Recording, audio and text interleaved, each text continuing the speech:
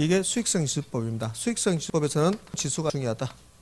개념은 굳이 기억할 필요 없다 했잖아요.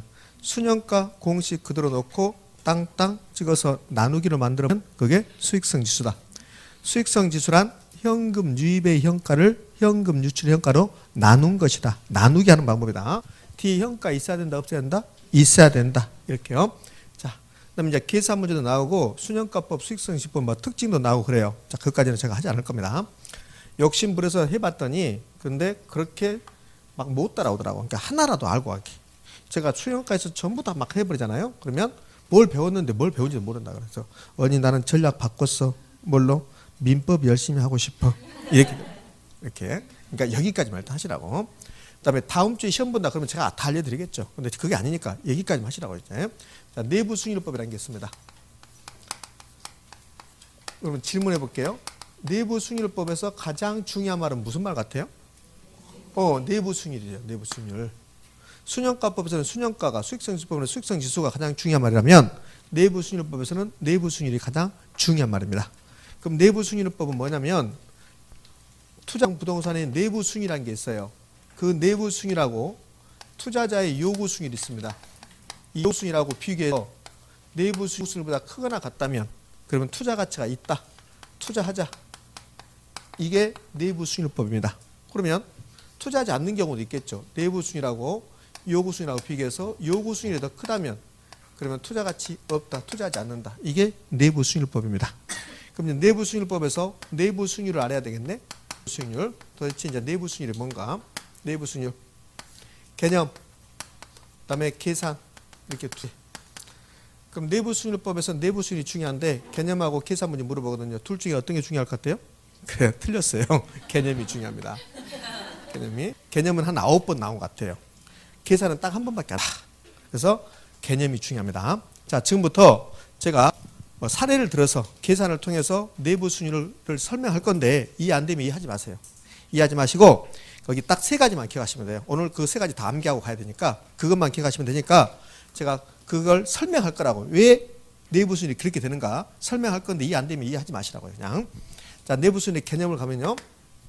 내부 순위는 원래 개념이 연평균 기대순위입니다. 기대순위. 기대순위, 요구순위를 배우면서 기대순위를 얼추 저한테 공부했잖아요. 수익률 3가지 배웠잖아요. 기대순위, 요구순위, 실현순위. 그래서 기대순위 계산 문제까지 해봤잖아요. 기대순위, 개별자산의 기대순위, 포트폴리오 기대순위 안 해봤습니까? 호황, 불황 이렇게 해봤잖아요. 그때 배웠잖아요. 그렇지? 어디서 배운 것 같은데 민법 시간에 배웠나? 그럴 시기입니다. 실제로 여러분들. 지금 그럴 시기예요. 배운 것 같기도 하고 안 한 것 같기도 하고. 맞아, 배웠어. 근데 공포 선생님한테 배운 것 같은데 이럴 시기라고 지금. 그러니까 내부 순위를 배웠어요. 아니, 기대 순위를 배웠습니다. 기대 순위는 이렇게 했잖아요. 기대 순위라 하면 예상되는 수익과 예상되는 지출을 바탕으로 계산되는 순위를 기대 순위이고 기대 순위라고 똑같은 말이 예상 순위라고 하잖아요. 그거 기억납니까? 지금 제가 물어본 것도 시험에 안 나오니까 걱정하지 마세요. 틀려도 상관없어요. 기대 순위는 예상 순위입니다. 자, 그러면 이 기대 순위이 내부 순위래요. 이 부동산이 있습니다. 이 부동산의 지금부터 기대 순위를 구해볼게요. 기대 순위. 그러면 이 부동산의 기대 순위를 구하는데 이 부동산이요. 지금 투자한다면 1억이 들어가요. 자, 취득할 때 1억이 들어간 겁니다. 그럼 취득한다. 투자한다면 예상되는 투자 금액이 얼마입니까? 1억이죠. 자, 1년 후에요. 10억이죠. 미안해요. 그거 틀렸다고 그렇게까지 묻는 말에 대답을 참 잘 좀 해봐. 참. 내가 이거 몰라서 틀린 겁니까? 말 실수한 것 같고 그렇게까지 뭐. 네? 그런 식으로 하면 제가 물어볼 겁니다. 제가 여러분이 그랬다 해서 제가 물어보면 제가 쪼잔한 사람이 되지. 그렇게 안 물어봅니다. 마음속에 굳게 가지고 있는 거야. 검단 알았어 그러면서. 자, 1년 후에 11억이 될 걸로 예상됩니다. 그럼 이 부동산에 지금 돈 10억이 들어가면 1년 후에 11억이 될 걸로 예상돼요. 1년 동안 돈을 얼마 벌 걸로 예상됩니까? 1억. 그렇죠. 1억입니다. 여러분들 기억이 없겠지만 기초인문과정에서 제가 이거 할 때 얼마 벌 걸로 예상됩니까? 그러니까 11억 벌 걸로 예상됩니다. 그렇게 대답한 분이 있었어요. 목매어. 여러분이 그렇게 하니까 그러니까 이때 이 앞전에요. 11억 법니다. 이렇게 하신 분도 있었다니까요. 10억이 들어가서 11억 되면 1억 벌 걸 예상되잖아요. 그러면 이 부동산에 기대수익 갈까요? 얼마가 투입된대요? 10억이 투입되죠. 그래서 기대되는 수입이 1억이잖아요. 그럼 곱하기 100을 해서 10% 이렇게 된다고. 이게 기대수익이에요. 기대수익. 그럼 기대수익 10% 나왔죠. 이 기대수익을 뭐라 한다? 내부 수익이라 한단 말이에요. 그러니까 기대수익이라고 내부 수익이 같은 말이에요. 아셨죠? 자, 그러면 왜 이걸 내부 수익이라 하냐면요. 내부하고 반대가 외부입니다. 여기 내부하고 반대가 외부야. 그럼 이 부동산으로부터 예상되는 이 부동산 내부적으로 예상되는 수익이라고 해서 내부 수익이라고 그래요. 자, 여기가 은행이 있어요. 그럼 은행 이자율이 5%다. 이 은행 이자율 5%는 이 부동산 입장에서 봤을 때는 이 부동산 밖에 있는 수익률이죠. 맞잖아요. 자, 여기가 지금 여기 인천입니다. 그러면 인천에 은행도 있고 인천에 부동산도 있잖아요. 그러면 인천에 있는 이 부동산으로부터 예상되는 수익률이 10%잖아요. 그럼 이 부동산 내부적으로 예상되는 수익률이 10%란 말이에요. 그래서 내부 수익이라고 하고, 은행 이자율은 이 부동산 내부가 아니라 밖에 있잖아요. 그럼 얘는 외부 수익이라고 그래요. 자, 제가 여기서 이 부동산을 이렇게 바라봅니다. 바라보면서 투자할까 말까 고민해요. 그러면 이 부동산 내부에서 예상되는 수익률이 몇 %입니까? 10%잖아요. 내부에서 예상되는 수익률. 이 부동산 자체에서 예상되는 수익률이 10%죠. 그래서 내부 수익이라고 그래요. 그럼 제가 이 부동산 보면서 요구하는 수익률이 있겠죠. 요구 수익률. 요구하는 수익률이 있겠죠. 나는 요구 수익률이 8%다. 그럼 이 요구 수익률 8%는 이 부동산 내부하고 관련된 겁니까? 시장 내 부동산 밖에서 요구하는 수익입니까? 밖에서 요구하는 수익이죠. 그러니까 이 요구 수익률이 외부 수익률이다 이렇게 불러요. 이렇게 불러요. 그러니까 이 내부란 말은 아무런 의미가 없어요. 이 부동산 자체에서 이 부동산 내부적으로 예상되는 수익이라고 해서 내부 수익이라고 그래요. 자, 그럼 선생님 난 모르겠다. 그럼 내부 수익은 그냥 기대 수익이라 하시라고. 여러분 물어보니까 다 대답도 못하고 막. 아까 이거 지적질은 잘하더니. 그냥 내부 수익은 뭐다? 기대 수익이다 이렇게 하시라고요. 이렇게. 자, 여기서 이제 내부 수익의 개념이 됐는데, 내부 수익이라는 개념이 시험에 나온다고 했잖아요. 그럼 내부 수익은 개념이 뭐예요? 기대 수익이라고. 연평균도 빼요. 연평균 제가 엄밀하게 말해서 연평균인데 연평균이 내가 빼버리고, 내부 수익은 뭐라고요? 기대 수익이다. 그러면 시험 문제에서 내부 수익이 잘 나오는데 개념이 나온다. 그러면 내부 수익은 기대 수익이다. 이게 나오면 좋을 텐데 이게 안 나온다는 겁니다. 이게 안 나오고 다른 게 나와. 다른 게 그 세 가지가 나왔다고. 이제 그 세 가지를 암기하시면 돼. 이해 안 되면. 자, 지금부터 제가 이 내부 수익을 다른 각도에서 지금 정의해 볼게요. 그럼 내부 수익의 본질은 뭡니까? 기대 수익이야. 기대 수익. 근데 이 본질은 시험에 안 나온다고. 내부 수익의 기대 수익입니까? 이건 안 나온단 말이야. 안 나오고 다른 게 나와. 다른 게 나오는데, 자, 지금부터 내부 수익의 지금부터 본질을 벗어나서 다른 각도에서 내부 수익을 개념 정해 볼게요. 좀 어려워요. 이거 똑같이 이제 이해집니다. 똑같이. 그래서 취득할 때 여기서 10억이 나가요. 자, 1년 후에 11억이 들어올 걸로 예상됩니다. 그럼 이 부동산의 내부 수익률은 몇 %입니까? 10%죠. 자, 그다음에요. 투자자의 요구 수익률이 있습니다. 요구 수익률. 요구 수익률 이제 할인율 R이라고 하고 이게 8%입니다. 8%. 여기서부터 자, 이해 안 된다고요, 잘. 자, 이해 안 되면 그냥 이해할 필요 없어요. 이 부동산 수년가. 이 부동산에 만약에 수년가를 구한다고요. 수년가. 자, 수년가 산정합니다. 이 부동산의 수익성 지수를 산정해 본다고 해요. 수익성 지수 산정한다. 이 두 가지를 계산한다고 해봐요. 그러면 수년가는 예상되는 현금 유입의 현가에서 현금 유출의 현가를 뺀 거죠. 맞잖아요. 그럼 여기 이 11억이 현금 유입액입니다. 예상되는 현금 유입액이라고. 유입액. 그럼 수년가를 구하려면 이 현금 유입액에서 현금 유출액을 빼는 게 아니죠. 그럼 현금 유입액의 현재 가치에서. 맞잖아요. 현금 유입의 현재 가치에서 현금 유출의 현재 가치를 빼야 되잖아요. 그러면 이 현금 유입액을 현재 가치, 이렇게 현재 가치 말하려면 할인율이 필요해. 할인율. 미래 돈이 현재 가치로 와야 되잖아요. 그 미래 돈이 현재 가치로 오려면 할인율만큼 할인해야 된다고 했잖아요. 그래서 이해 안 돼도 상관없는데 이거 순현가를 구하려면 이렇게 해야 된다고. 순현가는 현금 유입액의 현가에서 뭘 차감해요? 현금 유출액의 현가를 차감하죠. 근데 이 사례에서 현금 유출액의 현가는 얼마입니까? 10억. 현금 유출액 현가는 10억 그대로라고 이렇게. 이거는 현재가치 그대로니까. 맞잖아요. 그러면 현금 유입액을 현재가치 만들어야 되잖아요. 맞죠? 그럼 현금 유입액은 얼마요? 11억이라고. 11억 나누기 현재가치 만들 때 1 플러스 할인율 해줘야 돼. 할인율. 그런데 순현가 만들고 수익성지수 산정할 때 할인율이 뭐냐면 요구순위입니다. 요구순위율. 자, 순현가 산정하고 수익성지수 산정할 때 현금 유입의 현가 구해야 되잖아요. 현가 구하려면 현재가치 만들어야 되잖아요. 그때 할인율을 필요하다고. 할인율 11억을 1 플러스 뭘로 나눠야 되게. 그게 할인율, 여기 들어갈 게 할인율인데 요구순위를 사용한단 말이에요. 그럼 여기에 몇 들어가야 돼요? 8%, 0.08이 이렇게 들어가야 돼요. 의미 아셨죠? 그리고 나서 여기서 10억을 이렇게 빼야 돼요. 이 금액이 순현가라고. 순현가. 그 다음에 수익성 지수 구합니다. 수익성 지수는 이게 그대로 놓고 이게 나누기 하면 되잖아요. 맞잖아요. 그렇지? 자, 그러면 순현가 구하고 수익성 지수 구할 때 할인율이 필요합니까? 안 합니까? 하죠. 그때 할인율은 뭐라고요? 요구순위이야. 요구순위. 맞죠? 그런데 이렇게 보자고요. 자, 잘 들어요. 순현가 구하고 수익성 지수 구할 때 할인율이 요구순위인데 이 요구순위를 하지 말고 순현가 수익성 구할 때 할인율을 요구순위를 하지 말고 내부순위를 한번 해보자. 어떤 일이 발생한가? 다시 순현가 구하고 수익성 지수 산정할 때 할인율이 필요하다 필요하지 않다? 필요하다. 그래서 시험은 이렇게 냈어요. 순현가를 산정할 때 할인율은 투자자의 요구순위이다. OX. 오. 또 이렇게 냈어요. 순현가를 산정할 때 또는 순현재가치법에서 적용되는 할인율은 투자자마다 다르다. OX. 오. 요구순위이 주관적이니까. 의미하셨죠? 자, 다시요. 순현가 산정하고 수익성지수 산정할 때 할인율은 뭐라고요? 요구순위이다.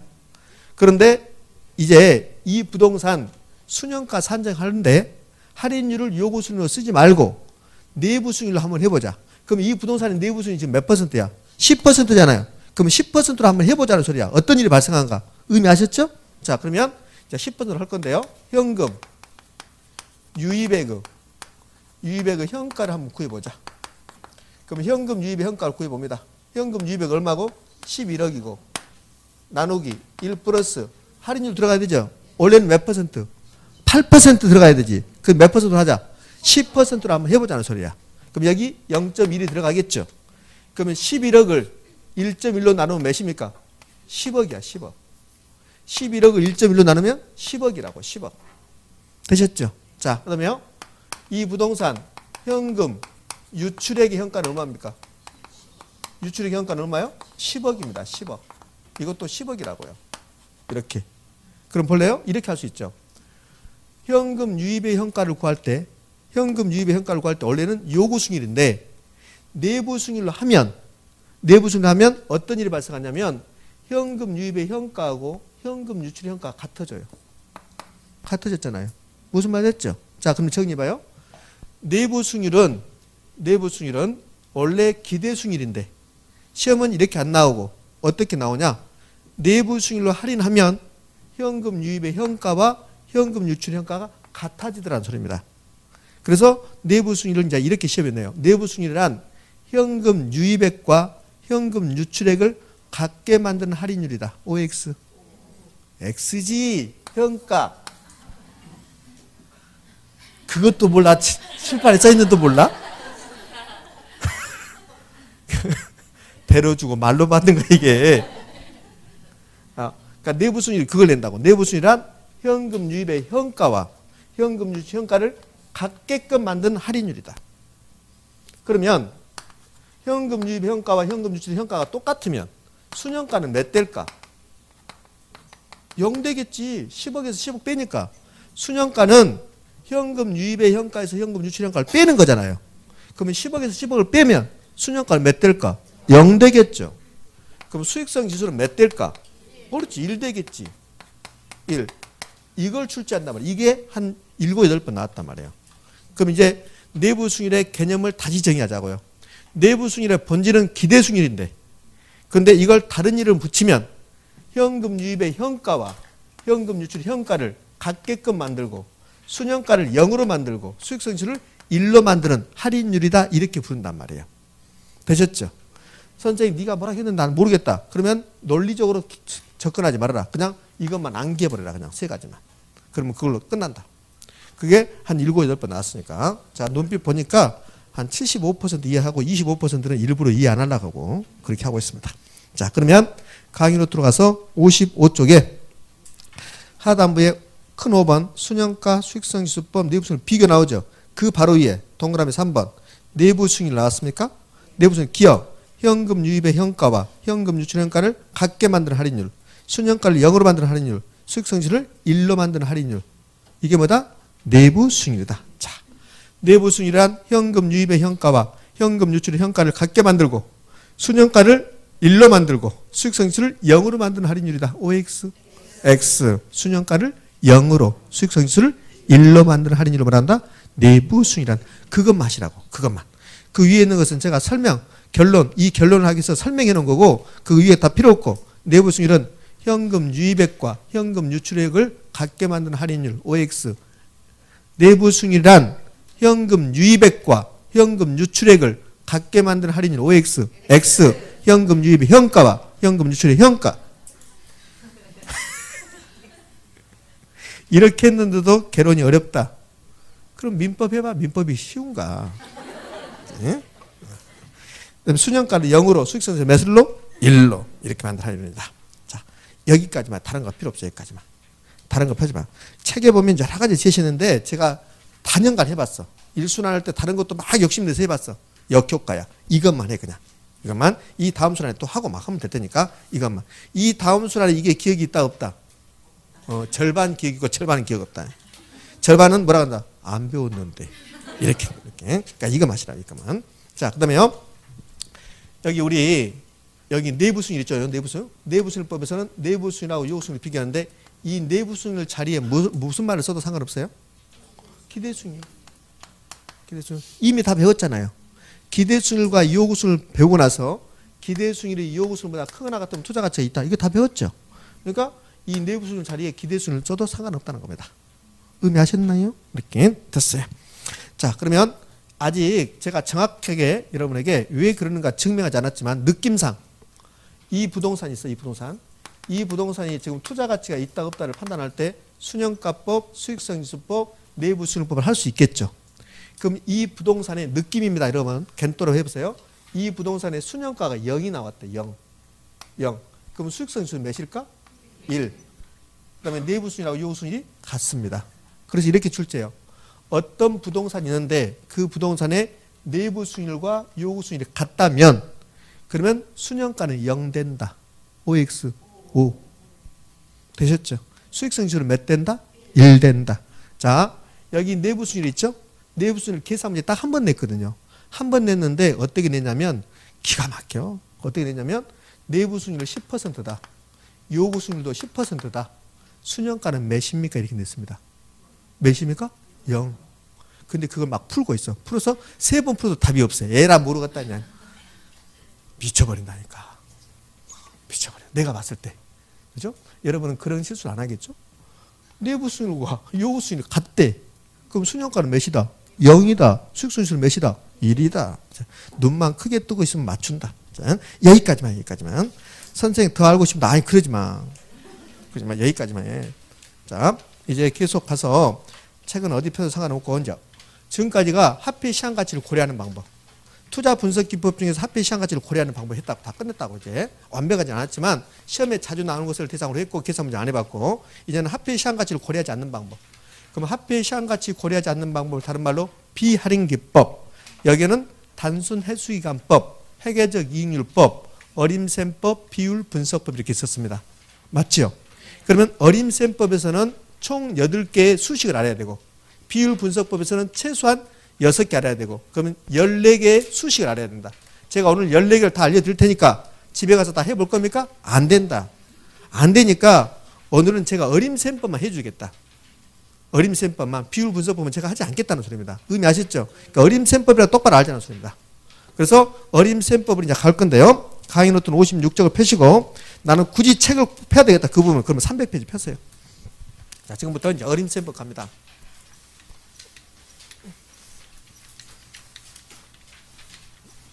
어림셈법에서 어림이란 말은 대충이라는 소리입니다. 대충.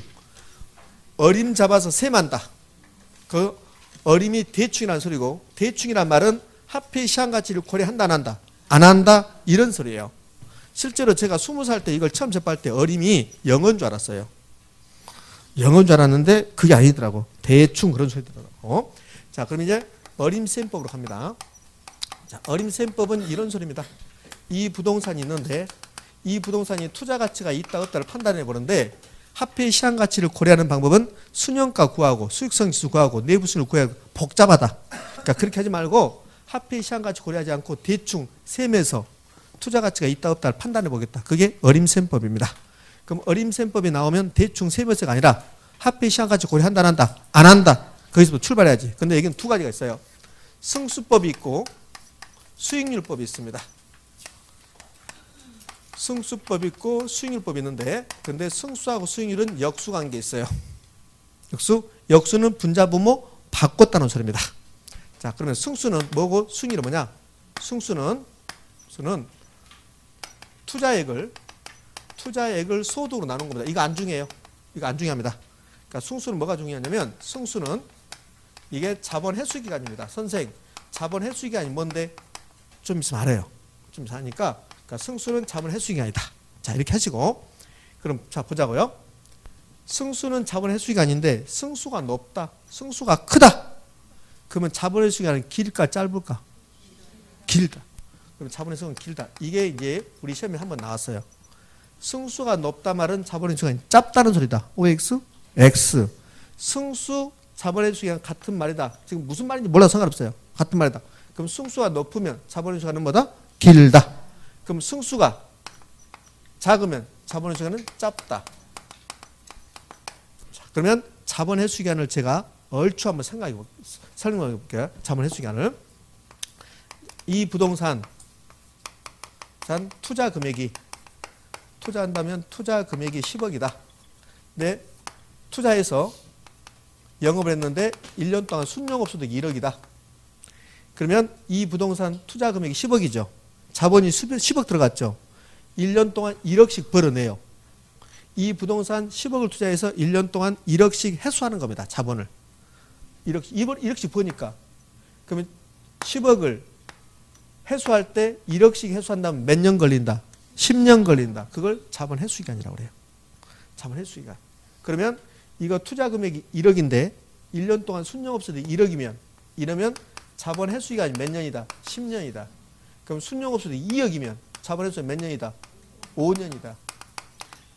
되셨죠? 그러면 여러분들 1번 같은 자본 회수기간이 10하고 2번 같이 자본 회수기간이 5하고 어떤 게 더 좋은 투자 대상입니까? 자본 회수기간이 5. 자본 회수기간이 짧을수록 빨리빨리 회수한다는 소리입니다. 이런 뜻이잖아요. 10억을 투자했는데 자본 회수기간이 10년이다. 이 말은 1년에 1억씩 번다는 소리고 자본 회수기간이 5년이다. 이 말은 1년에 2억씩 번다는 소리야. 그러면 2억씩 번 게 훨씬 돈을 많이 벌죠. 결론은 자본 회수기간이 짧을수록 양호한 투자 대상이 된다는 소리입니다.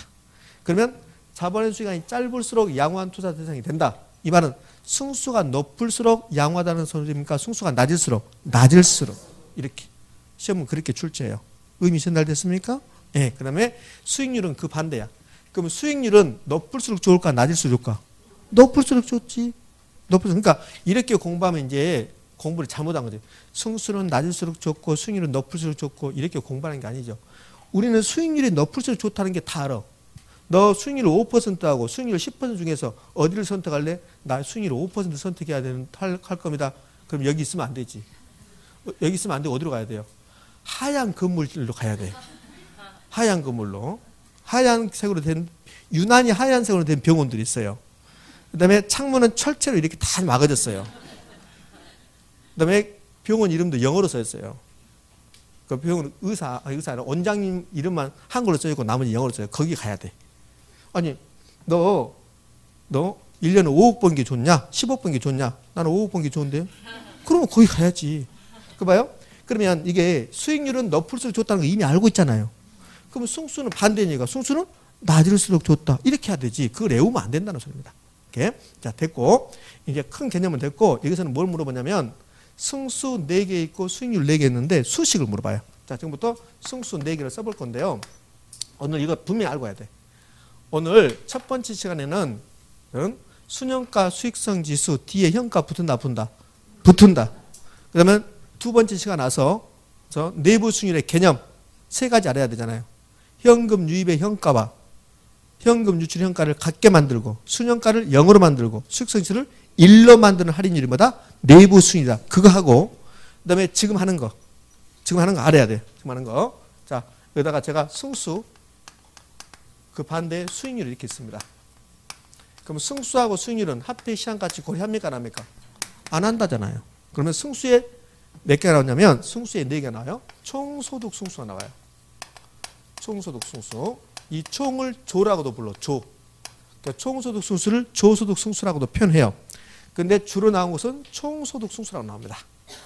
그러면 총소득 승수가 나오고 순, 영업. 영업은 가끔씩 생략해요. 순, 영업, 소득, 승수가 나와요. 승수 이렇게. 그럼 이제 분수식 만들어야 됩니다. 좀 떨어져라. 분수식 이렇게 만들 겁니다. 승수 분수식 만들 때 승수 앞에 말. 총소득 승수는 승수 앞에 말이 총소득이죠. 총소득이 분모로 갑니다. 그래서 총소득 승수는 총소득 이렇게 밑에 분모 써주는 거야. 그 다음에 순영업소득 승수는 승수 앞에 말이 순영업소득이죠. 순영업소득이 분모로 가는 겁니다. 순영업소득 이렇게. 이렇게. 자, 그 다음에요. 세전, 현금, 수지, 승수. 그럼 세전, 현금, 수지, 승수는 승수 앞에 말, 세전, 현금, 수지가 분모로 가겠죠. 여기까지 못 따라온 분 안 계시죠? 자, 세후, 현금, 수지 또는 현금, 흐름 승수, 분수식, 승수 앞에 말이 분모로 세후, 현금, 수지 이렇게. 그러면 승수가 나오면 분수식 만들 때 분모는 다 됐네요. 분모는 승수 앞에 말. 이제 분자를 채워야 되죠. 그 분자 채우는 게 쟁점입니다. 분자 채우는 게.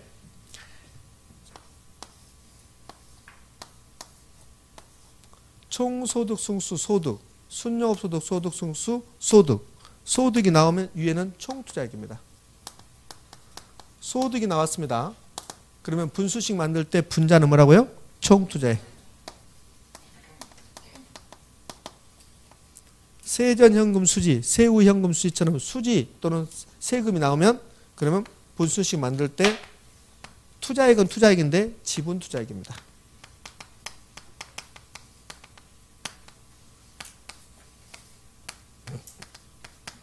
이것 만드는 거 오늘 반드시 하셔야 돼요. 하셔야 됩니다. 별표 3개. 오늘 반드시 하셔야 돼요. 이거라도 제발 알고 갑시다. 집에 가서 학원 갔다 왔습니다. 학원 출석부에 체크했습니다. 그게 중요한 게 아니죠. 학원 출석부에 체크 안 했다 하더라도 이건 알고 와야 되지. 체크했는데 아무것도 모르고 간다. 그럼 아무 의미가 없죠. 이거라도 알고 가자고요.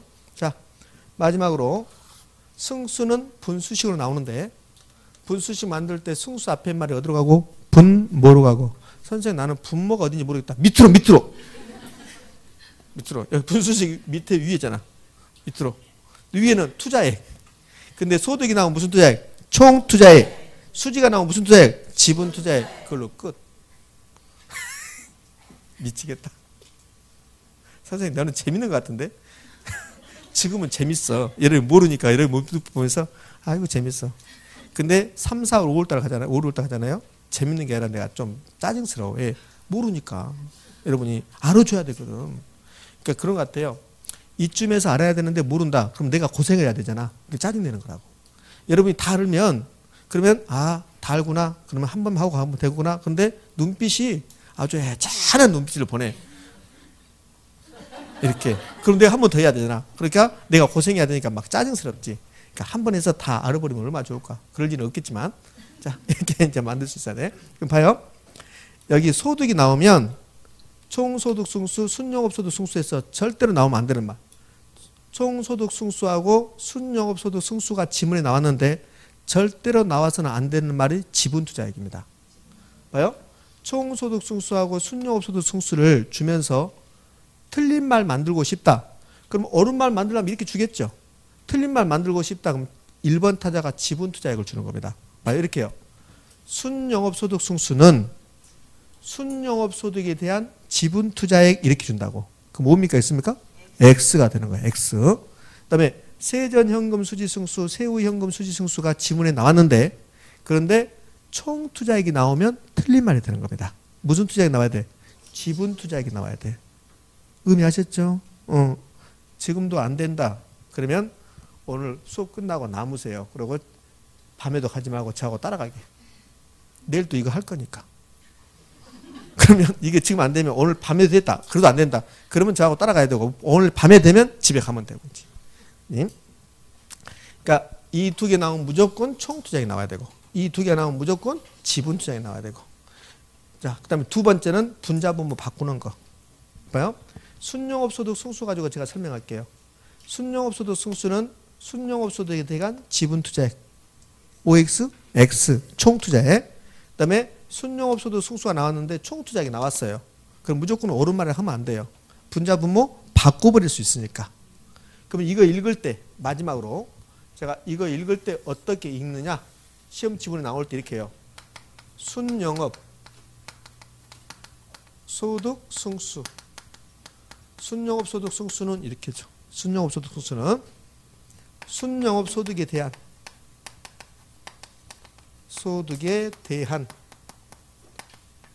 총 투자액의 비율이다. 액의 비율이다. 이렇게 읽는 겁니다. 이렇게 읽어요. 이거 읽을 때 순영업 소득 승수는 순영업 소득에 대한 총 투자액의 비율이다. 이렇게 읽는 거예요. 이렇게 읽어가는 거야. 이렇게 읽어버리면 틀려요. 의미하셨죠? 이렇게 읽는 거라고. 그럼 봐요. 더 이상 자세할 수 없습니다. 순영업소득 승수가 나오면 무조건 총투자액이 나와야 되고 지분투자액이 나오면 틀린 말이고 그 다음에 이거 읽을 때 순영업소득 승수는 순영업소득에 대한 총투자액의 비율이다. 이렇게 해야지 옳은 말이라고. 그러면 이렇게 나오면 순영업소득 승수는 총투자액에 대한 순영업소득의 비율이다. 그러면 분자분모를 바꿔버린 거고. 되셨죠? 그것밖에 없다. 자, 그러면 이거 읽어볼까요? 세전현금 수지 승수는 세전현금 수지에 대한 지분투자액의 비율이다. 이렇게 읽는 거라고. 그럼 세전현금 승수는 세전현금 수지에 대한 지분투자액의 비율이다. 이렇게 읽어야지 옳은 말이 되는 거야. 그러니까 이렇게 읽어간다고. 이렇게 읽어간다고. 의미하셨습니까? 그러면 보자고요.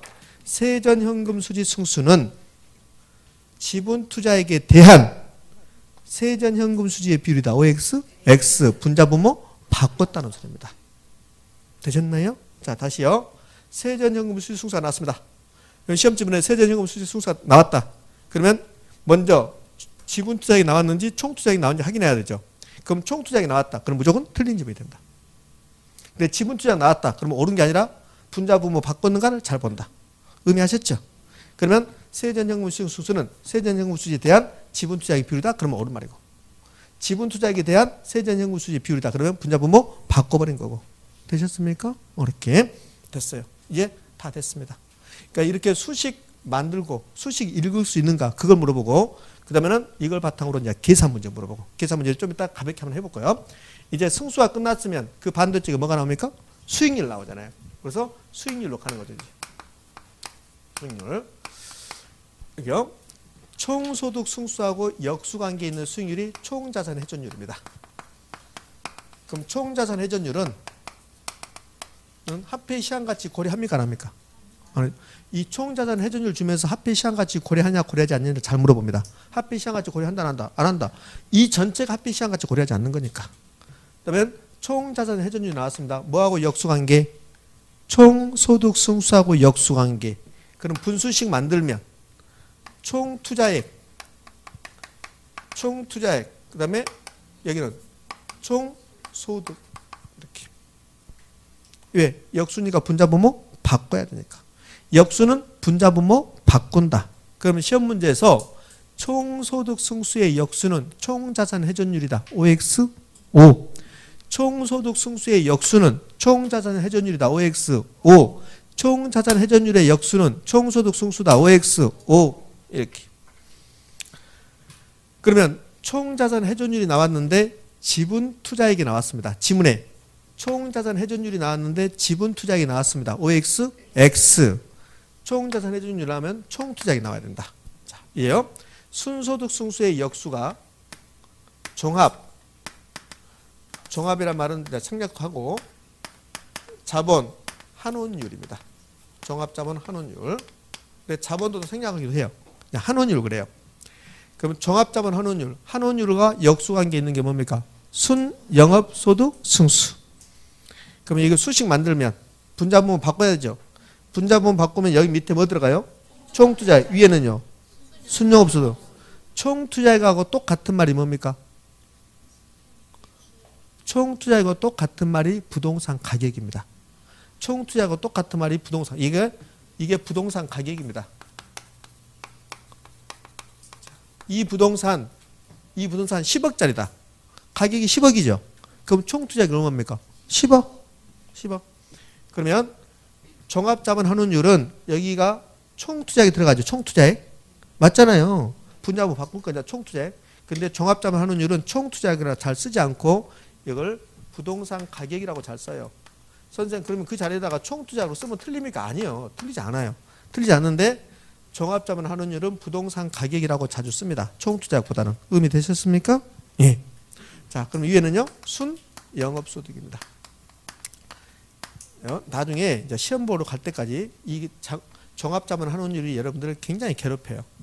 아마 여러분 시험에서 다음 주 정도 이거 제가 가볍게 언급할 건데요. 다음 주 가볍게 언급할 건데 이거 여러분 시험에서 이거 나올 확률이 매우 높아요. 이거 다음 주에 언급한단 말은 종합자본 환원율은 지금 우리가 투자론 배우죠. 투자로에서 나오고 다음 주에 이제 감정평가할 거란 말이지. 그 감정평가에서 나와요. 이게 두 군데서 나옵니다. 그러면은 세전현금 수지 승수의 역수는요. 지분 배당률이라고 그래요. 그럼 지분 배당률이 나왔습니다. 시험 지문에 지분 배당률이 나왔어요. 총투자액이 나오면 돼요, 안 돼요? 안 되죠. 뭐가 나와야 돼요? 지분 투자액이 나와야 돼요. 지분 배당률을 다른 말로 지분 환원율이라고 그래요. 지분 환원율. 자, 분수 시간 제가 쓸 필요 없잖아요. 여러분들 이거 암기할 때 승수만 외우면 돼요. 승수만 외우고 총소득 승수하고 역수관계 있는 게 총자산 회전율이다. 그럼 시험 문제에서 총자산 회전율이 나오면 그러면 총소득 승수와 역수니까 분자분모 바꿔서 답을 해주면 되잖아요. 됐죠? 그 다음에 종합자본 환원율 수식이 이렇게 되는데 굳이 이걸 기억할 필요 없어요. 종합자본 환원율이란 부동산 가격에 대한 순영업소득 비율이다. 굳이 이렇게 기억할 필요 없다고요. 종합자본 환원율은 순영업소득 승수하고 역수관계 있다. 그것만 하시면 돼요. 맞잖아요. 순영업소득 승수는 알 거 아니야. 순영업소득 승수는 순영업소득의 총투자액이다. 그러면 종합자본 환원율은 분자분모 바꾸면 되니까. 그러면 되잖아요. 자, 지분 배당률의 수식을 굳이 할 필요 있다 없다? 없다. 지분 배당률은 세전현금 수지 승수하고 역수다. 그럼 세전현금 수지 승수 수식 만들 수 있잖아요. 이제 승수 앞에 말이 분모로 가고 위에는 지분 투자이고. 그러면 지분 배당률을 시험에 물어봤다. 지분 배당률 수식, 분수식 모르겠다. 근데 세전현금 수지 승수하고 역수다. 분자분모 바꿔라. 그러면 지분 배당률은요. 지분 투자액 세전현금 수지 이렇게 버리면 되잖아요. 이렇게. 세후현금 수지 승수의 액수는 세후 승률입니다. 자, 됐어요. 분수식 여러분 보시고 이게 어림셈법입니다. 어림셈법. 이 수식 알고 있는가를 매년 물어봐요. 그러면 이것 수식 만약에 이렇게 이론적으로 안 나왔다 그러면 계산 문제거든요. 그러면 계산 문제는 이 수식을 알아야만이 계산 문제 풀 수 있겠죠. 자, 그러면 여러분 눈빛은 지금 다 아는 것 같아. 다 알고 좀 더 깊은 내용을 알고 싶은 그 욕구열이 막 눈빛에 이글거려. 그래서 계산 문제까지 한번 해봐. 아니 눈빛이 그런다. 눈빛 보면 알아. 와 별것도 아니네. 나는 부동산에 결혼에 올인할 거야. 민법 안 되겠어. 지금 그러고 있어. 아 저거 별것도 아니네. 막 이렇게 하면서. 내 친구가 합격했는데 3년 만에 합격해가지고 부동산에 결혼 때문에 떨어졌다는데 이해가 안 되네. 막 그러면서. 자, 이 부동산 가격이 있습니다. 이 부동산의 가격이 얼마냐면 10억입니다. 근데 1년 동안 이 부동산 영업을 통해서 순영업 소득이 1억 나왔어요. 자, 이런 자료를 주면서요. 아주 간단한 자료죠. 간단한 계산 한번 해보자는 소리요. 그래서 순영업 소득 승수. 순영업 소득 승수를 구해보세요. 이렇게 씁니다. 그럼 배운 대로 순영업 소득 승수는 순영업 소득 밑에 가그죠. 순영업 소득 위에는요. 총 투자액. 그럼 순영업 소득이 얼마래요? 1억이라잖아요. 총 투자액은요? 10억이라잖아요. 선생님 총 투자액이 없잖아요. 부동산 가격이 총 투자액이라니까. 10억. 그러면 총 순영업 소득 승수는 몇? 10. 이렇게. 10 맞죠? 네. 자, 그러면 종합자본하는요. 종합자본하는요. 쓰지 마. 그 강의노트 있어. 또 써가지고 옆에 언니 보고 웃으면서 지우지 말고. 그럼 종합자본하는 일은 수식도로 해볼까? 수식도로. 수식도로 하면 분자본 바꿔야 되잖아요. 그럼 여기가 10억. 여기가 1억. 그래서 곱하기 100을 해서 이거는 10% 이렇게 하거든요. 이렇게. 이렇게 하든지 이렇게 하지 않아도 상관없죠. 왜?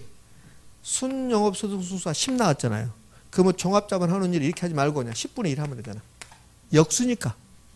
맞잖아요. 그럼 이건 몇 퍼센트? 10% 이렇게 하면 되지. 자, 주목. 여기 승수를 뭐라 하던가요? 자본 해수기간이라겠죠. 승수는 자본 해수기간인데 특히 이거. 특히 여기 순영업소득 승수를 자본 해수기간이라고 그래요. 자본 해수기간. 그러면 여기서 또 뭘 물어볼 수 있어요? 자본 해수기간은 이렇게 물어볼 수 있죠. 자본 해수기간은 몇입니까? 10. 자본 해수기간하고 순영업소득 승수가 똑같으니까. 그럼 이런 말이잖아요. 이 부동산 자본이 10억이 들어갔다. 1년에 1억씩 벌어낸다.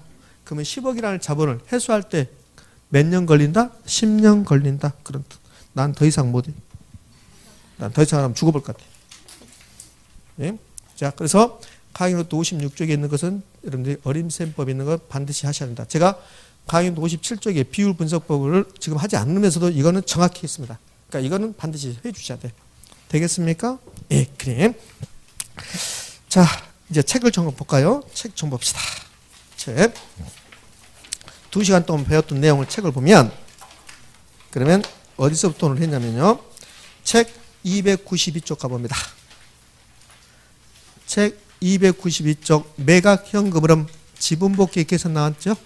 가운데 박스 지분복귀의 축적 나왔나요? 얘는 중요성이 별로 없어요. 중요성이 별로 없습니다. 그 밑에 뭐라고 써놨는데 그것도 중요성이 없습니다. 그 다음에 293쪽 자본이득세 측정 한 번도 나온 적이 없습니다. 중요성이 없죠. 그 밑으로 가면 할인 현금 수지 분석법 나왔죠. 자, 본격적으로 여기서부터 공부했는데 실은 이렇게 써놨지만 여기서는 투자 분석 기법 가야 되거든요. 그럼 투자 분석 기법은 몇 개로 나눈다?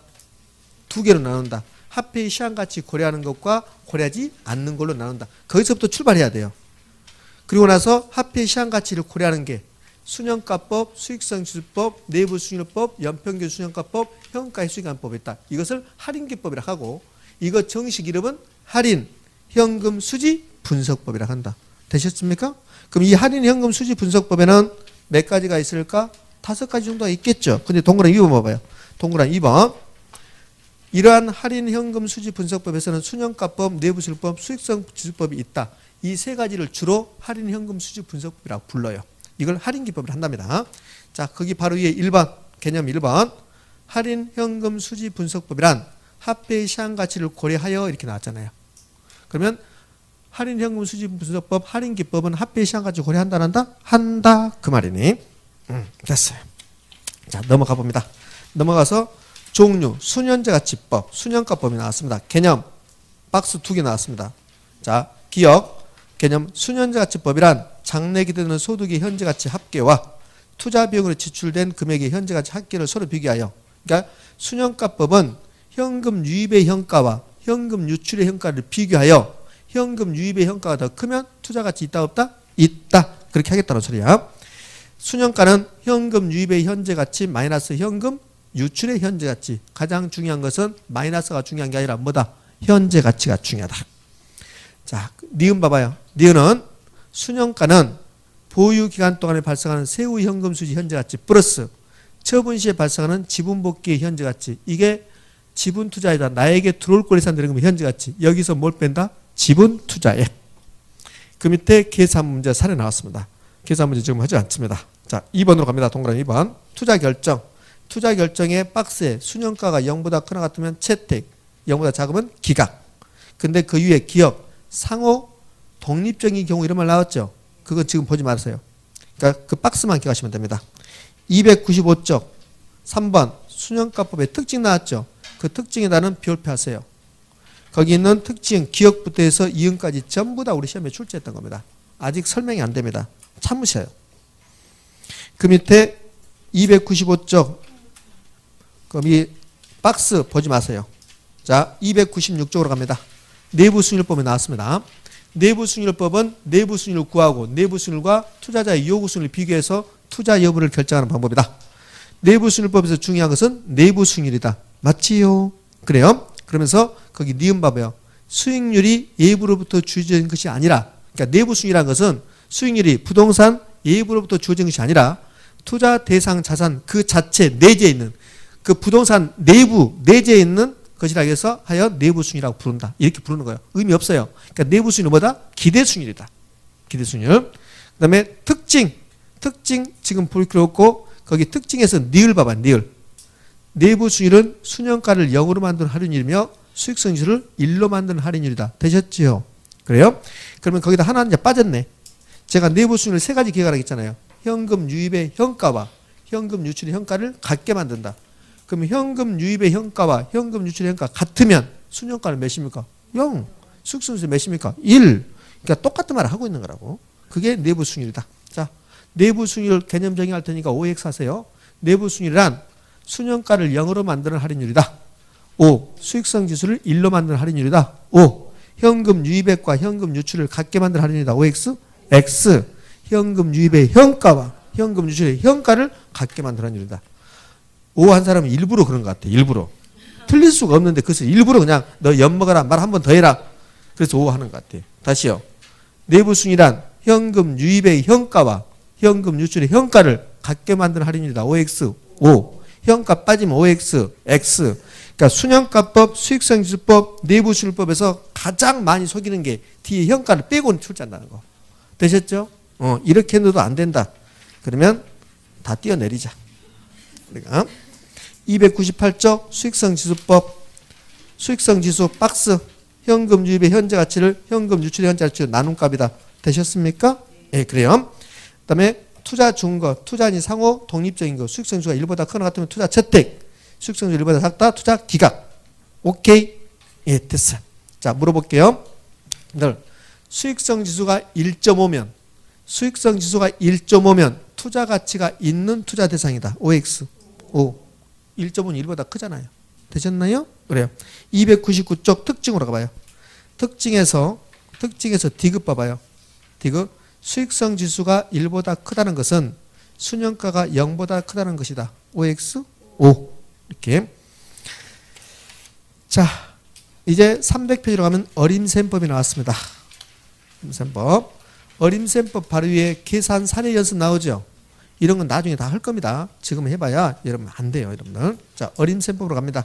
그럼 어림셈법에서 개념 보시고 개념에서 동그라미 1번 승수는 수에 대비 투자액의 비율이 그 필요 없어요. 승수는 작을수록 유리. 승수는 작을수록 유리하다 했잖아요. 수익률은요. 클수록 유리 됐습니다. 자, 그 다음에 3번 양가로 3번 어림셈법은 합계 시한 가지를 고려한다 안 한다? 안 한다. 그거 하시고 이제 승수 301페이지 가면 총소득 승수 수식 나왔고 사례 연습 나왔고 쭉 그런 패턴이 나옵니다. 자, 넘어가 볼까요? 넘어가서 302페이지도 그렇게 나왔고 303페이지는 수익률법 나왔습니다. 이렇게. 그런데 304페이지 갔더니 지금까지 했던 것을 표로 만들어 놨어요. 304페이지에 승수법과 수익률법 비교 표 나왔죠? 별표 3개. 자, 그런데요. 거기 표하고 7, 8에 있는 것하고 약간 다른 게 있어요. 그 표는 총소득 승수 옆에 수익률법에 뭐 있어요, 없어요? 없죠. 그런데 저는 여기 수익률에 총자산 회전율 써놨죠. 자, 중요한 건 아니고 이게 무슨 말이냐면 우리 책이 정확히 써놓은 겁니다. 7, 8에 쓰는 것은 정확한 게 아니에요. 자, 여기 총자산 회전율은 수익률 개념이 아니에요. 수익률 개념이 아닙니다. 그러니까 책은 수익률 개념이 아니니까 거기다 안 써놨어요. 근데 여기다 제가 써놓은 것은 총자산 회전율이 수익률 개념, 수익률이라는 뜻이 아니고 총자산 회전율과 뭐가 역수관계에 있다? 총소득 승수가 역수관계에 있다고 의미해서 써놓은 거야. 의미 아셨죠? 그러니까 질문하거든요. 교수님 책 보니까 총소득 승수의 그 옆에 역수관계에 있는 게 수익률에 아무것도 없던데요. 왜 그래요? 이 책이 옳은 거라고. 그러니까 이런 거지. 봐봐요. 총소득 승수하고 역수관계 있는 게 뭐예요? 총자산 회전율이다. 그 역수관계에 있다는 것을 보여주기 위해서 제가 이거다 썼단 말이에요. 근데 엄밀하게 보면 총자산 회전율은 수익률이다 아니다. 아니니까 이거 쓸 필요가 없다는 소리죠. 여기다가. 의미 아셨죠? 이렇게. 자, 그다음에 어림셈법의 한계 뭐 지금 볼 필요 없고요. 자, 됐습니다. 이렇게. 여기까지 해서 이제 투자론 마무리하는데 305페이지에 가면 비율 분석법 나왔죠. 그 비율 분석법도 여러분 다 암기하셔야 돼 사실은. 그래서 지금은 안 한다는 소리입니다. 자, 여기까지만 해요. 투자론은. 자, 좀 쉬었다가 이제 금융론으로 갈 겁니다. 자, 쉬었다 합니다.